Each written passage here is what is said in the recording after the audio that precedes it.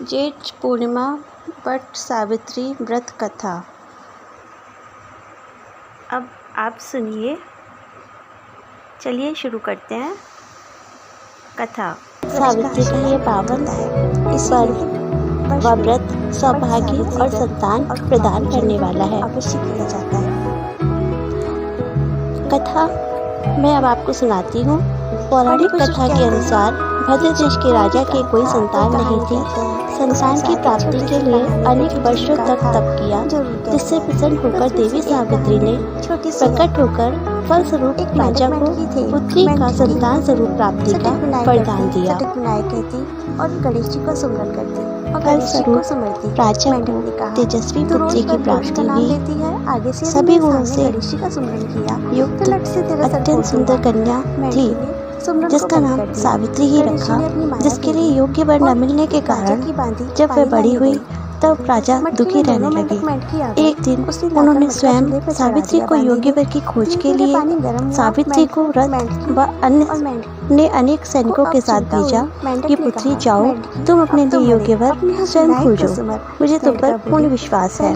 इस खोज की यात्रा में दौरान जब सावित्री एक वन में सत्यवान से परिचय हुआ तो सत्यवान के परिचय के दौरान उन्होंने सत्यवान से जाना कि सत्यवान के पिता शाल देश के राजा थे। सत्यवान के पिता का राज्य शाल देश के शत्रुओं ने शाल देश के राजा को युद्ध में पराजित करके छीन लिया था। शाल देश के राजा इस कारण उसी तपोवन में रहते थे। सत्यवान के तेजस्वी स्वरूप को देखकर कि जाना जा सकता था कि वो कोई साधारण मानव नहीं है। तो उसी से जब सावित्री ने उससे बात करी तब उसे उसके परिचय के दौरान ज्ञात हुआ कि वो एक राजकुमार है। जल्दी से बाहर सावित्री ने सत्यवान को योग्य जानकर पति के रूप में वरण किया और तपोवन से वापस आ गई। भद्र देश अपने पिता के पास आकर सत्यवान के बारे में बतलाया। उसी समय नारद जी सावित्री के पिता के पास भद्र देश आए। तब उन्होंने बतलाया कि राजा सावित्री को अपने निर्णय बदलने के लिए कहिए, अन्यथा अनर्थ हो जाएगा। सत्यवान की आयु केवल 1 वर्ष शेष है। ऐसा सुनकर राजा ने अपनी पुत्री को समझाया कि पुत्री, तुम कोई और अन्य श्रेष्ठ वर का चुनाव कर लो। अल्पायु सत्यवान से विवाह करना उचित नहीं है। अत्यंत दुखी मन से राजा ने ऐसा कहा। सावित्री ने कहा, आर्य कन्याएं अपने पति का एक बार ही वरण करती हैं। अब जब सत्यवान को अपने पति के स्वरूप में स्वीकार कर ही लिया है मन से, तो कैसे किसी अन्य का वरण कर सकती हूँ। ऐसा सुनकर ईश्वर की ऐसी इच्छा जानकर सावित्री का धूमधाम से विवाह राजा ने संपन्न कर दिया सत्यवान के साथ। तपोवन में सावित्री अपने पति व अंधे सास ससुर की सेवा करती, व पति की सेवा करती, व ईश्वर की आराधना करती। एक एक दिन समय आगे बढ़ता गया। जब 1 वर्ष पूरा होने तब 3 दिन पूर्व से ही सावित्री ने उपवास आरंभ कर दिया। वह एक क्षण के लिए भी पति को अकेला न छोड़ती। वह सास ससुर की आज्ञा लेकर सत्यवान के साथ लकड़ी काटने वन भी जाती। जब वो लकड़ी काटने के लिए जाता, सास ससुर भी इस सब बातों से अनजान थे। सत्यवान भी इन बात से अनजान था। तब एक दिन सत्यवान पेड़ पर चढ़कर लकड़ी काट रहा था। तब अचानक से उसको मूर्छा सी आने लगी और वो पेड़ के नीचे आ गया और नीचे आके वो मूर्छा में हो गया। तब सावित्री ने उसका सर अपनी गोद में रख लिया और चुपचाप से बैठी रही, ईश्वर का ध्यान करती रही। तभी सावित्री ने देखा यमराज सत्यवान के प्राणों को लेकर चलने लगे। सावित्री भी यमराज के पीछे पीछे चलने लगी।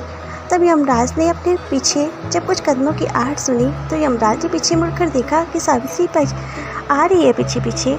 तब उन्होंने सावित्री को लौट जाने के लिए कहा और बताया कि सत्यवान की इतनी ही आयु थी, इसलिए मुझे उसके प्राणों को ले जाना पड़ रहा है, तुम लौट जाओ। तब सावित्री ने कहा कि यमदेव, जहाँ पर मेरे पति हैं, एक पतिव्रता नारी होने के कारण मैं तो अपने पति के साथ साथ ही चलूँगी। तब यमराज ने उससे वर मांगने के लिए कहा। तब उसने कहा कि मेरे सास ससुर की आंखें अच्छी हो जाएं, वह जिससे अपना राज्य अच्छे से कर सके। तब यमराज ने तथास्तु कहा और सत्यवान के प्राणों को लेकर आगे चलने लगे। तब सावित्री भी उनके पीछे पीछे चलने लगी। तब सावित्री को पीछे आता हुआ देखकर यमराज ने फिर लौट जाने के लिए विनती करी, पर सावित्री ने जब इनकार कर दिया तब यमराज ने फिर विवश होकर उसे वर मांगने के लिए कहा। तब सावित्री ने कहा कि मेरे पिता भद्र नरेश 100 पुत्रों के पिता ने, जिससे कि मैं 100 भाइयों की बहन कहलाऊं। तब यमराज ने कहा तथास्तु, और यमराज फिर सत्यवान के प्राणों को लेकर आगे चलने लगे और सावित्री फिर उनके पीछे पीछे चलने लगी।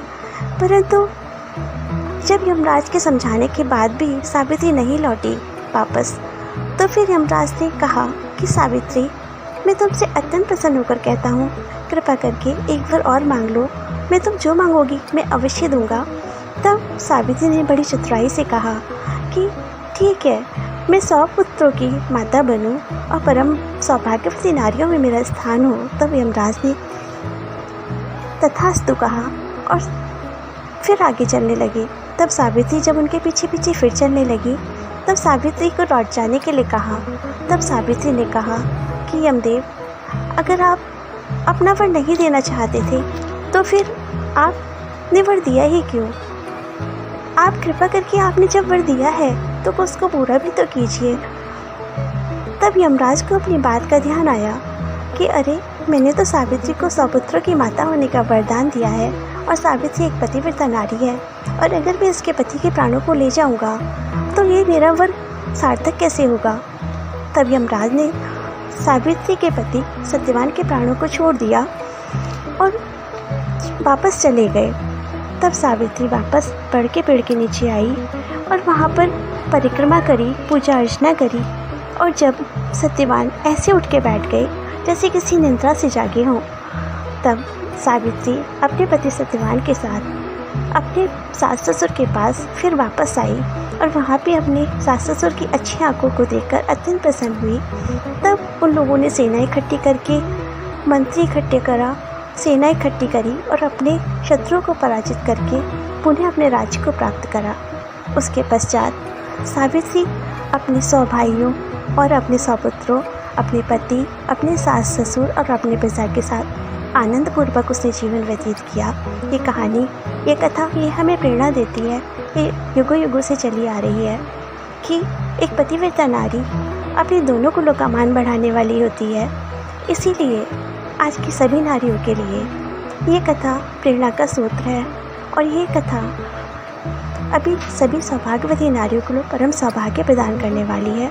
इसीलिए आज के दिन सभी पतिव्रता नारियाँ, सभी सौभाग्यवती नारियाँ वट वृक्ष का पूजन करके अपने जीवन को परम सौभाग्य में बनाती हैं और अपने मायके और अपने ससुराल के दुखों को दूर करती हैं। जैसे सावित्री पर कृपा बनाई भगवान, ऐसे सभी पर अपनी कृपा बनाए रखना, पर मुसीबत में डालकर नहीं, कथा कहने वालों के भी, कथा सुनने वालों के भी।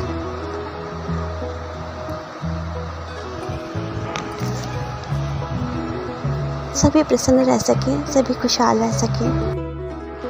बट सावित्री की कथा व पूजन से ऐसा विश्वास माना जाता है कि परम सौभाग्य की प्राप्ति होती है व सावित्री और वट वृक्ष का आशीर्वाद प्राप्त होता है। इसीलिए वर्ष में वट सावित्री व्रत और व पूजन अवश्य किया जाता है। बड़े बुजुर्ग कहते हैं कि जब कोई भी कथा, कोई कहानी कहते हैं तो उसके साथ एक छोटी सी कहानी, कोई छोटी सी कथा जरूर कहते हैं। तो उसमें से एक कहानी छोटी सी है। एक मेंढक मेंढकी थे।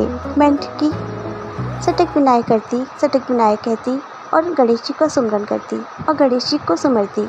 मेंढक ने कहा, तू रोज़ पर पुरुष का नाम लेती है, आगे से यदि मेरे सामने गणेश जी का सुमरन किया तो लट से तेरा सर फोड़ दूंगा। मेंढकी ने सुमरन को बंद कर दिया।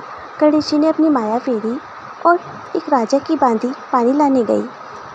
मटके में दोनों मेंढक मेंढकी आ गए। उसने लाकर मटका चूल्हे पर चढ़ा दिया। बांधी ने धीरे धीरे पानी गर्म हुआ। मेंढकी और मेंढक को अब चिंता हुई। मेंढक ने कहा, मेंढकी अब तो मरे, अपने उस विनायक को सुमर। मेंढका बोली, पहले तो परपुरुष बताकर ध्यान छुड़ा दिया, अब संकट आने पर परपुरुष नहीं रहा।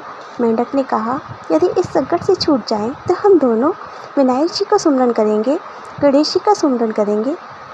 मैं तेरे सटक विनायक का सुमरन करूँगा।